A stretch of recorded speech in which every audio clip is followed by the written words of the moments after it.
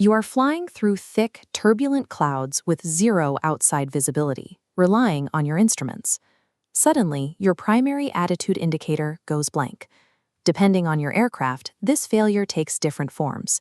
In a traditional panel, the physical gyroscope might tumble.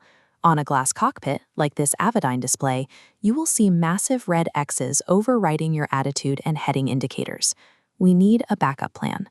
By the end of this exercise, you will have a step-by-step partial panel survival toolkit to maintain control, keep the aircraft level, and execute basic maneuvers without your primary instruments. Keep in mind, while we practice this as a training exercise, a partial panel in actual instrument conditions is a true emergency. You must declare it with air traffic control and divert to the nearest safe airport immediately. The first step is confirming the failure. Use the inverted V scan, moving your eyes from the turn coordinator up to the attitude indicator and down to the vertical speed indicator. If the attitude indicator disagrees with the other two, it has failed. Once you verify the malfunction, physically cover the dead instrument. Your brain is wired to trust that primary display, and leaving it visible invites you to subconsciously react to inaccurate, potentially deadly information. With the attitude indicator gone, you have to rely on secondary performance instruments, like the airspeed indicator, altimeter, and VSI. The problem is inertia. It will take several seconds after you change pitch or power for these needles to actually register the new performance. To account for that delay, we use a very specific cadence: change, check, hold, adjust, and trim. That hold step is critical. If you make a control input and immediately expect the altimeter to move, you will likely pull back harder. By pausing to let the instruments catch up to the aircraft's actual momentum, you avoid chasing the needles into a dangerous, unusual attitude. To hold straight and level flight without an attitude indicator, start by setting a known cruise power. Look at the turn coordinator. If the miniature airplane's wings are level and the ball is centered, you're not turning. Next, check pitch.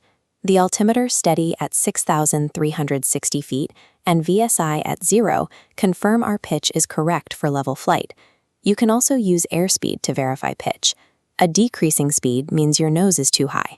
Conversely, an increasing speed tells you the nose is too low for your current power setting. By continuously scanning your turn coordinator for bank and your altimeter, VSI, and airspeed for pitch, you actively construct a reliable mental picture of the aircraft's position in space. When you need to gain altitude, use the acronym PAT: Power, Attitude, Trim. Smoothly apply climb power. Because adding power naturally raises the nose, hold back pressure to set your climb attitude, keeping your wings level. Then check your performance instruments. Here, airspeed steadying and a positive VSI climb rate confirm our ascent. Anticipate your level off. Start your transition when within 10% of your climb rate from the target altitude. To stop the climb, switch to a new sequence, APPT: Attitude, Pause, Power, and Trim. First, gradually lower the nose to level flight. Then wait. Give the aircraft time to accelerate from its slower climb speed up to cruise speed before you reduce the throttle. If you cut power immediately upon lowering the nose, the aircraft will be too slow to maintain altitude without the engine's help. The pause step ensures you have the necessary airspeed to safely support level flight before you pull back the throttle. Losing altitude requires a different approach, but we return to the same entry sequence, PAT. Smoothly reduce your power. The nose will naturally want to drop. Let it lower to your descent attitude. Verify your airspeed and turn coordinator, and trim off the control pressure. Use the vertical speed indicator to monitor your descent rate, like the steady drop shown here.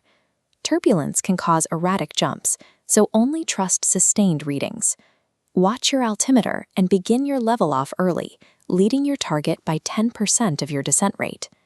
To level off from a descent, use PAT again. Smoothly increase your power to cruise settings, raise the pitch to capture the altitude, and trim. Notice that we skip the pause step here. Because you are already carrying speed downhill, you need to add power immediately to stop the downward momentum and hold your altitude. Managing power first gives you the energy needed to level out. With these procedures, you can confidently maintain control, navigate out of the weather, and safely break through the clouds. Navigating a partial panel requires strict patience. You have to rely entirely on very small, methodical control inputs and wait out the lag of your pressure instruments. Don't wait for an emergency to figure this out. Take a safety pilot up with you, physically cover your attitude indicator, and practice the change, check, hold, adjust, trim sequence in clear weather. Handling an instrument failure relies completely on discipline.